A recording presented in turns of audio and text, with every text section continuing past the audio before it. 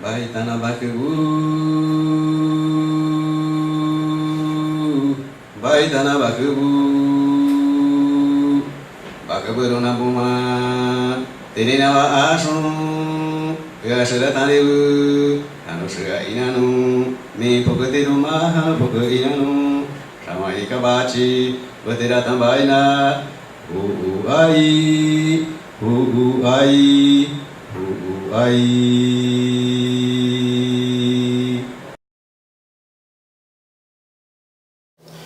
Marcela vai apresentar o trabalho Recuerdo e Identidade em Situação de Violência Política, Narraciones de la Etnia Ashaninka de la Amazônia de Peruano.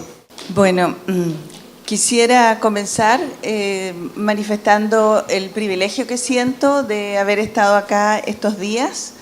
Han sido días de un enorme asombro, basta siquiera con mirar estas paredes, y de mucho aprendizaje. He aprendido sobre música, sobre fotografía, de distintas culturas, sus lenguas y hasta de un pez maravilloso que comimos ayer, tambaqui. Así es que de veras me siento sinceramente muy agradecida de esta posibilidad.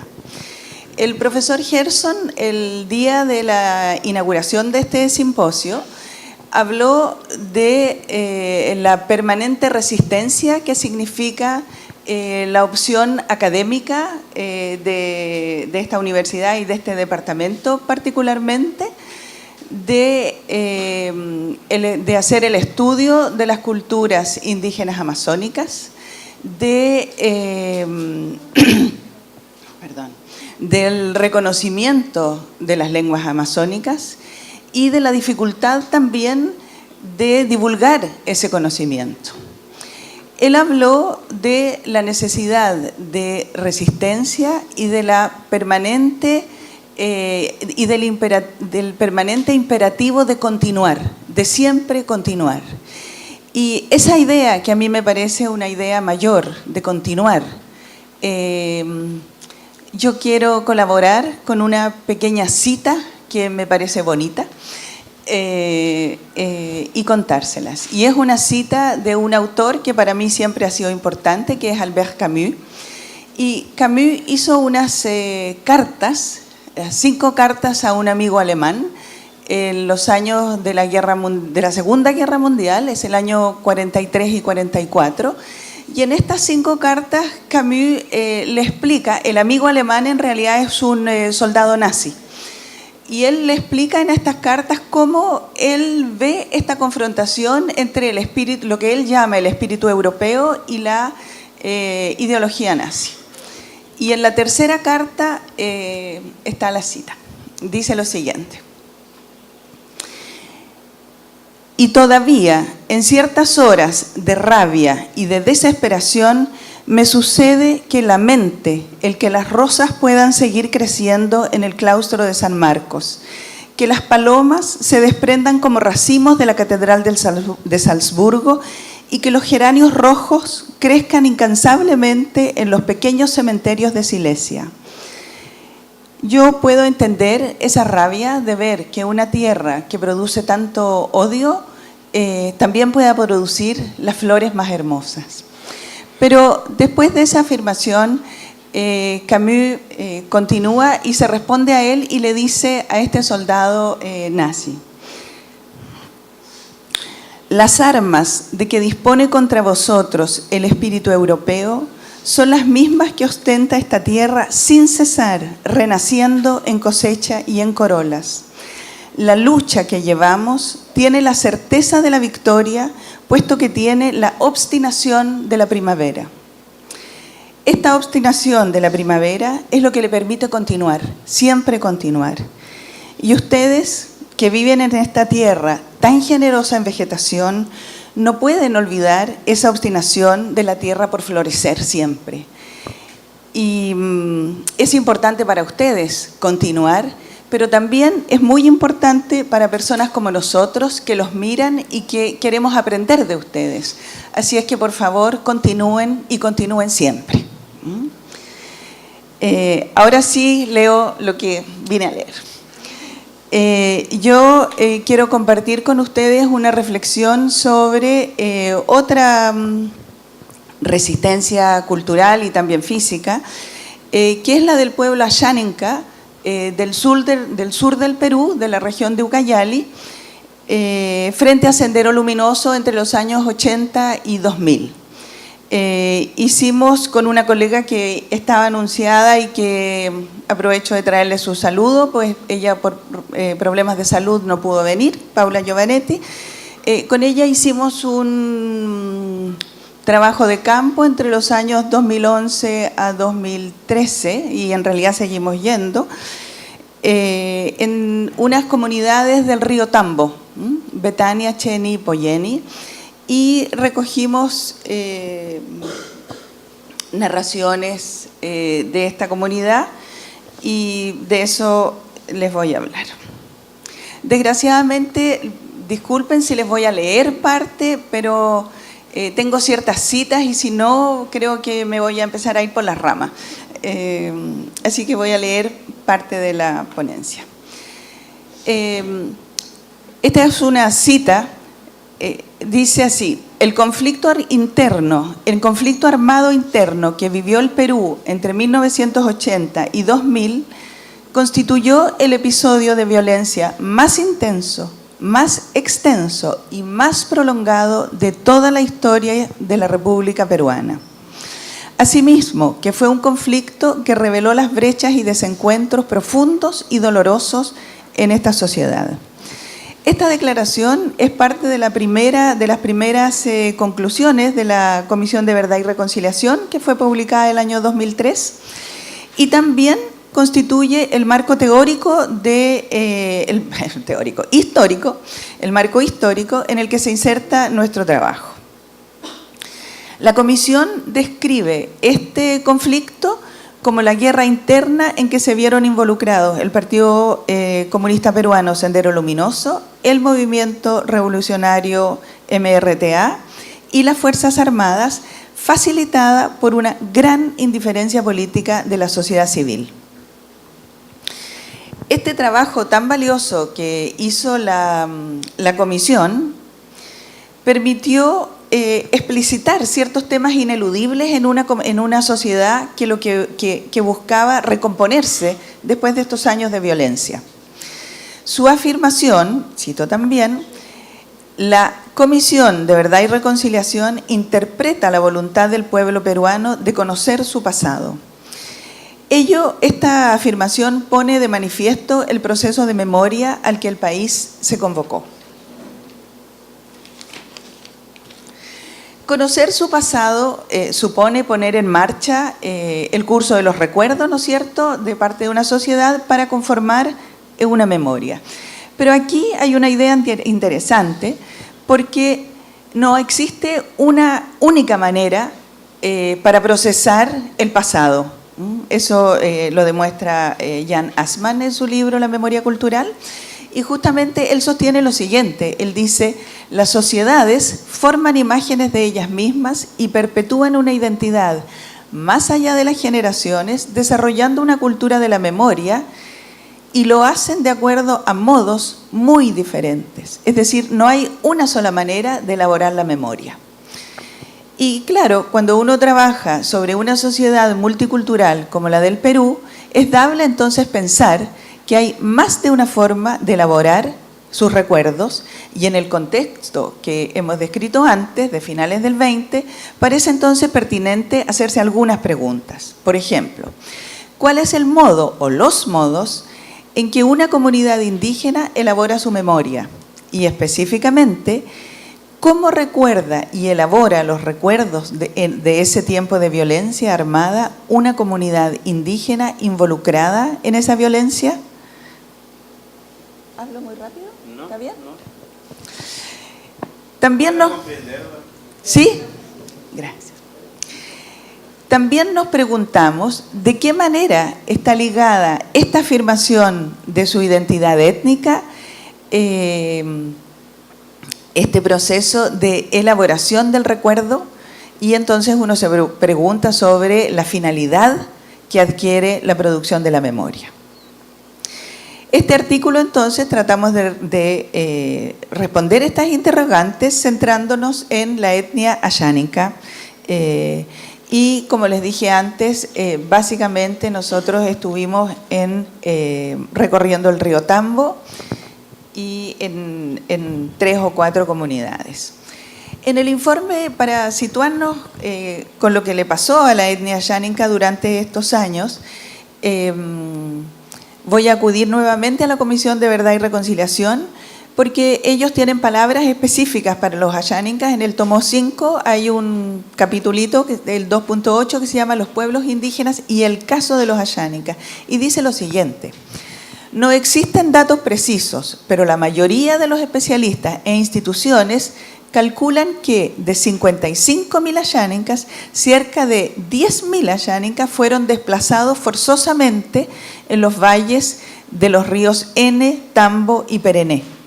6.000 personas fallecieron y cerca de 5.000 personas estuvieron cautivas por el Partido Comunista Peruano Sendero Luminoso. Y se calcula que durante los años del conflicto desaparecieron entre 30 y 40 comunidades ayánicas. Esta situación, evidentemente, significó un peligro de ruptura realmente para la etnia, que vio comprometida su continuidad como grupo, por una parte, pero también asimismo como desde sus tradiciones, porque los canales de transmisión de conocimientos tradicionales fueron muchas veces interrumpidos, ya sea por la muerte de las personas que transmitían ese saber, por la separación de las familias, por el desplazamiento de comunidades enteras y, en fin, porque la vida cotidiana se reducía a la sobrevivencia diaria. Las comunidades que nosotros visitamos, Poyeni, Cheni, Betania, fueron comunidades sumamente convulsionadas, y una de ellas, Betania, pasó a ser lo que se llamó un núcleo poblacional, es decir, una comunidad que acogía a los desplazados de otras comunidades, y por lo tanto hoy día Betania es una comunidad que está conformada por personas de muchas partes, de muchas otras comunidades, y que no volvieron a las suyas ya sea porque razones para quedarse ahí o porque no se volvieron a hacer, etc. Nosotros hicimos estas entrevistas, pero en principio la verdad es que no íbamos a entrevistar sobre un tema preciso. Queríamos conocer su literatura oral. Pero rápidamente se nos impuso este tema del conflicto armado que azotó esta zona entre los años 80 y 2000, definiendo finalmente el tema que se transformó en parte de nuestra investigación. Ahora, en efecto, de eso nos hablaron las distintas personas de distintas edades y funciones dentro de la comunidad. Ya nosotros entrevistamos a los profesores, a los directores de la comunidad, hombres, mujeres, jóvenes, y finalmente estas entrevistas nos fueron mostrando lo significativo que era para ellos este tema, y además la voluntad de no dejarlo caer en el olvido. Por el contrario, se integra a través del recuerdo los sucesos de esta guerra armada, de manera a que es parte de lo que ellos son hoy en día. ¿Este es suyo? Sí. Aquí.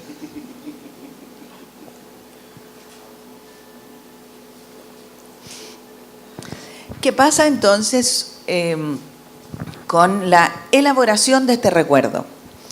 Como son eventos de un pasado reciente, en realidad el pasado se confunde mucho con el presente. La totalidad de las personas que nosotros entrevistamos, de alguna u otra manera, vivieron esta situación de conflicto armado, ya sea muchos defendiendo su comunidad, otros siendo aún niños pero con muchos recuerdos, o bien lo que les contaban sus padres de cuando ellos nacieron, etcétera. Muchos siendo desplazados, mujeres que tenían que asumir las tareas de los hombres, por ejemplo, trabajando las chacras, etcétera. Pero todos participaron de la violencia armada. Y eso para nosotros es bien interesante, porque en realidad a través de las entrevistas lo que nosotros estamos siendo testigos es de la elaboración de un recuerdo. Nosotros no estamos escuchando una repetición de ciertos relatos que se van repitiendo de generación en generación, sino estamos de alguna manera viendo cómo se está procesando este pasado de guerra armada, ¿no es cierto? Y cómo se van elaborando esos recuerdos. Ahora, porque efectivamente el pasado no existe al estado natural, el pasado es una creación de la cultura, donde el recuerdo se revela como un acto de semiotización, ¿no es cierto?, en el que el pasado significativo va a emerger de diferentes maneras. Y esa es una primera pregunta, ¿de qué maneras empezó a emerger este recuerdo? Y ahí tuvimos una primera gran sorpresa, interesantísima, porque nosotros fuimos 3 años sucesivos y el primer año de trabajo en terreno pudimos recopilar testimonios. Muchos testimonios fueron recopilados por la Comisión de Verdad y Reconciliación en las llamadas audiencias públicas, que fueron, cito, espacios constituidos para que las víctimas den su testimonio y el país preste oídos. Su función es, en primer lugar, sanadora y reparadora. Estas audiencias, de acuerdo a Simon Lerner, que fue el presidente de la comisión, buscan no olvidar, recuperar la memoria y acercarse a la verdad. Los testimonios recogidos por nosotras siguen ese patrón. Buscan reflejar lo verídico para las personas que están contando, situando para ello su palabra en términos de referencias muy concretas para que uno pueda comprobarlas y decir, de verdad, esto es verdad. Por ejemplo, ¿qué tipo de referencia nos daban? Referencias temporales. Entonces voy a citar algunas. Cecilio, un joven practicante de profesor, nos dice, en la época del terrorismo, cuando los terroristas mataron a mis padres en el 93, o sea, es verdad, también nos dan referencias espaciales. Yo estuve en el Gran Pajonal trabajando, ¿ya? Eso. O también la afirmación de Martín, teniente gobernador de la comunidad de Cheni, que nos dice, hemos llevado abajo, ya no había nada acá, ya hemos desplazado en Poyeni, haciendo alusión a cuando estaba toda su comunidad quemada y tuvieron entonces que desplazarse a la comunidad de Poyeni. Otra referencia constante es la referencia a personas cercanas a la persona que testifica. Por ejemplo, hasta que una vez mi hermana se habrá acordado de mí y me dice que me buscaba. O bien esto que nos dijo Prudencio, que es fuerte, dice, mi mamá estaba embarazada de mi persona y bueno, yo nací el 8 de marzo del 88 en tiempo de invierno, ¿ya? Como el invierno la quebrada que crece, ¿ya? ¿No? Y bueno, mi mamá buscó la forma de esconderse y allí donde he nacido. Y bueno, dejé mi ombligo todo. Soy de la selva, netamente de la selva. A través de estos ejemplos, entonces, nosotros podemos constatar que el testimonio es una palabra que da cuenta de las huellas que los eventos dejaron sobre cada entrevistado. Y por lo tanto, la primera persona tiene una presencia fundamental. Se habla siempre e inevitablemente desde un yo. Volvimos a las comunidades del río Tambo un año después y al año subsiguiente y continuamos recogiendo testimonios, pero también recogimos otros relatos y conversamos básicamente con las mismas personas y también con otras personas que fuimos conociendo. Y pudimos recoger un relato que el año anterior de alguna manera se había insinuado, pero no lo habíamos captado realmente.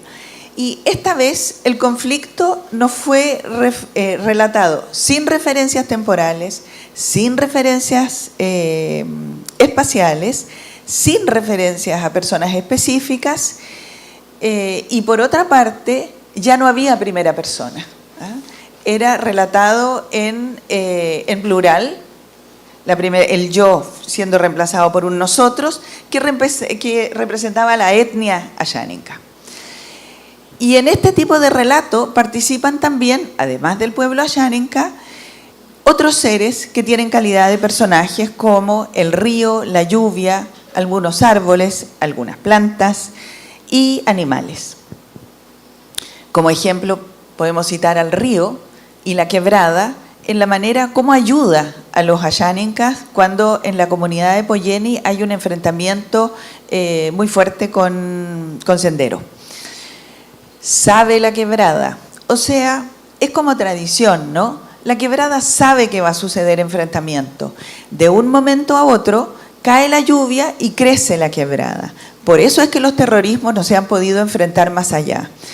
Este relato nos fue contado muchas veces de distintas maneras y hace alusión a que esta comunidad queda como en la frontera entre el río Tambo y un río pequeñito que desemboca en el Tambo.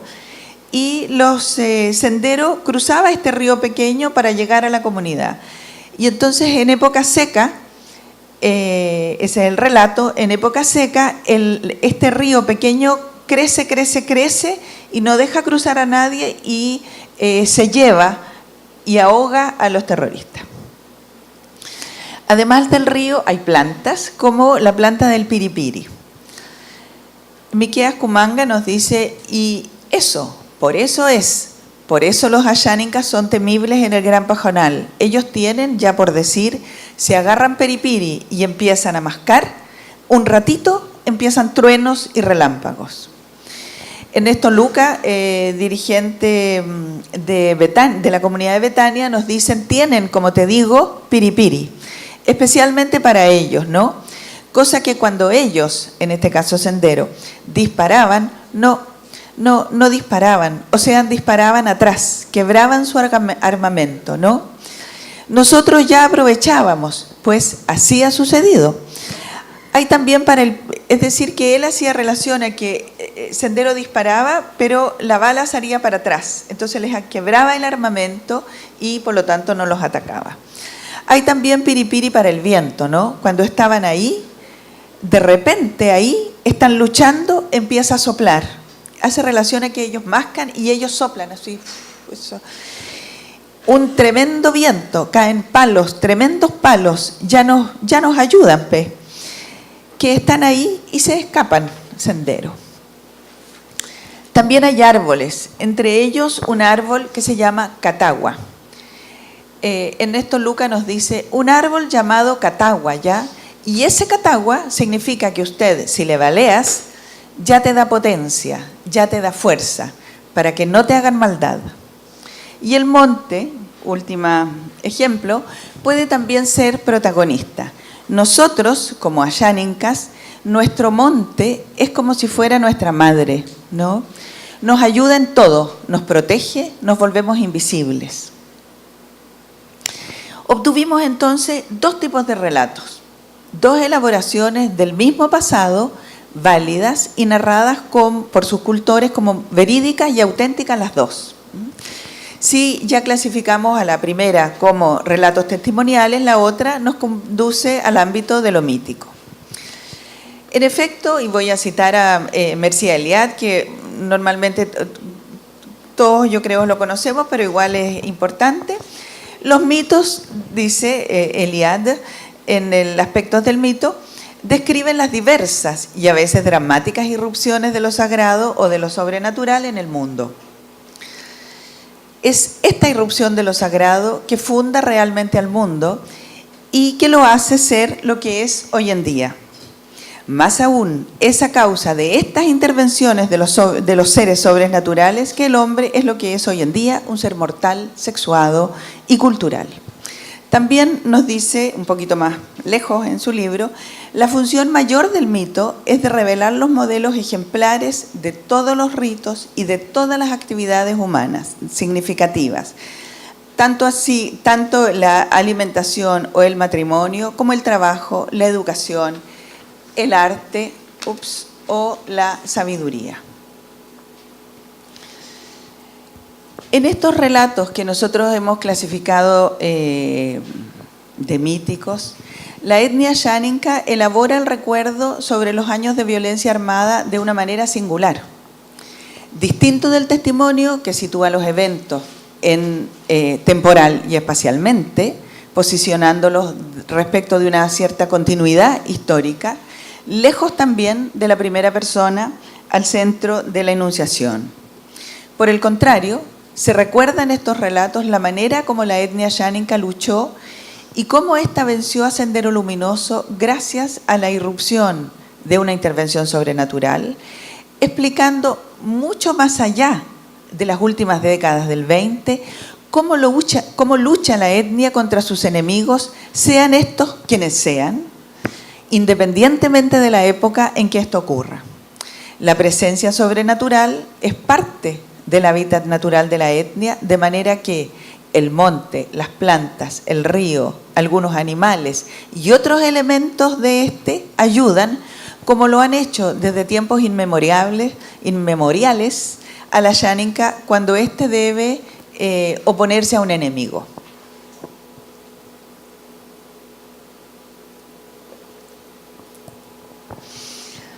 Dos ideas quiero ahora rápidamente mencionar para terminar.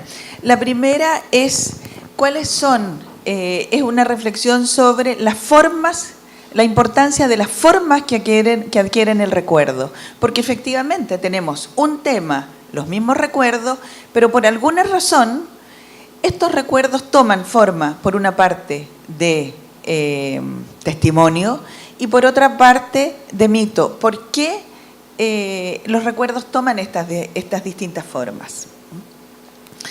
Por una parte tenemos el orden de lo real, de la vida cotidiana experimentada en forma individual en el testimonio, y por otra parte tenemos el orden de lo mítico, de este sentir colectivo que proporciona una explicación simbólica a los eventos de los que habla y en el cual la dimensión histórica se desdibuja para dar paso a una sincronía en donde los tiempos se confunden.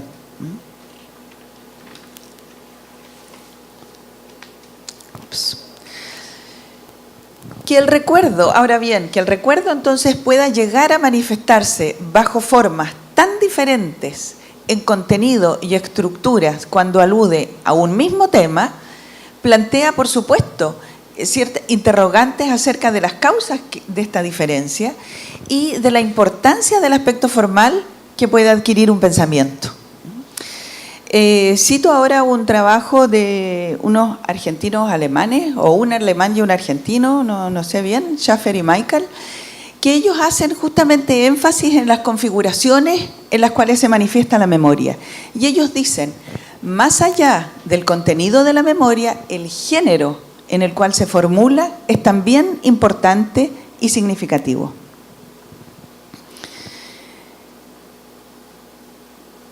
Para ellos, es decir, si yo recopilo un relato y tengo mi relato de alguna manera suelto, ¿no es cierto?, aislado, el género para ellos va a ser un contexto que permite que nuevos enunciados tengan sentido al remitirlos a otros ya existentes.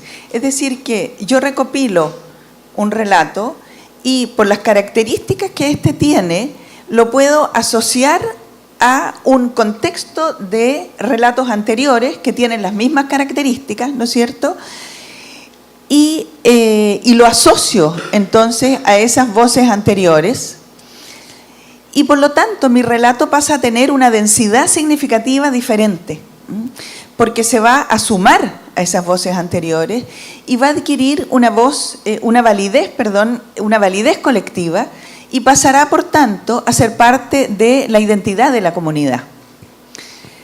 ¿Qué pasa con los relatos sobrenaturales? Pasa lo mismo. Yo tengo un relato, ¿no es cierto? Y por sus características, por su forma, puedo asimilarlo a relatos anteriores, a un sistema de relatos anteriores, y por lo tanto lo integro a este acervo mítico de la etnia asháninka, y eso posibilita entonces vincular estos relatos mucho más allá del enfrentamiento con Sendero Luminoso a sus creencias ancestrales. Esta calidad les otorga a esos relatos una cierta autoridad para quienes componen la etnia, que trasciende el momento particular y los vincula a la memoria cultural de este grupo. Esa era la primera idea, la importancia de la forma que pueden adquirir los recuerdos en una etnia, una sociedad. Y la segunda idea es la función de identidad que adquieren estos relatos para la comunidad asháninka.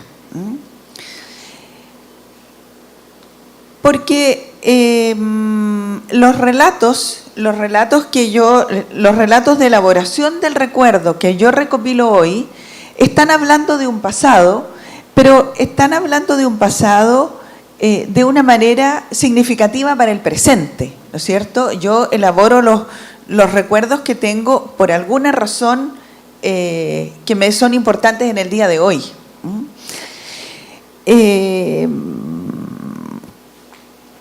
Es decir, es hoy día cuando estos recuerdos de la violencia política que asoló a la etnia asháninka en su lucha contra Sendero están siendo elaborados a fin de constituir una memoria cultural. Y en ese contexto, nuevamente cito a Schaffer y Michael, en ese contexto nos dicen: la memoria consiste en la selección y construcción de contenidos recuperados del pasado que satisfacen las demandas identitarias del presente. Y claro, el recuerdo del pasado nunca es un recuerdo por sí mismo. El relato de ese recuerdo tiene una función dictada por el presente para respaldar y para proteger la identificación del grupo. Entonces, la elaboración del pasado reciente por la etnia asháninka distingue entre el testimonio y el mito, otorgándoles a cada uno un lugar en esta memoria cultural que van construyendo. En el caso del testimonio, las palabras de Simon Lerner son clarificadoras. El testimonio, permite a un individuo traumatizado y fragmentado por sus vivencias volver a formar parte de una comunidad, de una colectividad que ha experimentado lo mismo que él. Y en ese sentido, construir y narrar su testimonio es una experiencia integradora al mismo tiempo que sanadora. ¿Cuál es ahora la función del mito respecto de la identidad de esta etnia? El asháninka tiene una larga historia de resistencia al invasor. Haya sido el español de la época colonial, el cauchero de fines del 19 y principios del 20, el colono que se instala en sus tierras, ayer Sendero Luminoso, ayer y quizás hoy día. Entonces, cada vez que el asháninka ha combatido de acuerdo a sus creencias ancestrales, respaldados por sus mitos, refuerza una identidad como etnia y permite resistir y continuar y le da cohesión, ¿no es cierto? Esta cohesión que es identitaria no la puede romper algún enemigo. Y en esa cohesión, la memoria cultural, para lograr esa cohesión, la memoria cultural es fundamental. Y finalmente, eso es lo que hoy en día hace decir a Miqueas Kumanga, director de la escuela primaria de la comunidad de Betania: por eso es que los asháninkas son temibles en el Gran Pajonal. Eso era lo que yo quería compartir con ustedes. No sé si fue un poco rápido y si lo entendieron, espero que sí, pero les agradezco la paciencia y el interés que han mostrado. Muchísimas gracias.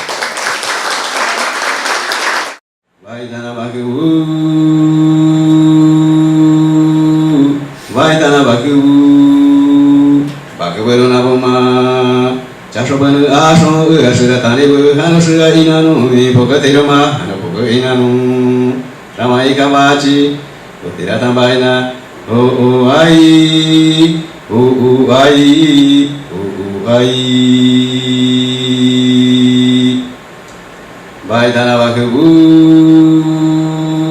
Baidana Bakabu, Bakaburuna Buma, Yawabana Asho, Shiratani, Hanusha Inanu, Pocatiroma, Hanapoka Inanu, Ramaika Bachi, Potiratambaina, O Ai, O Ai, O Ai.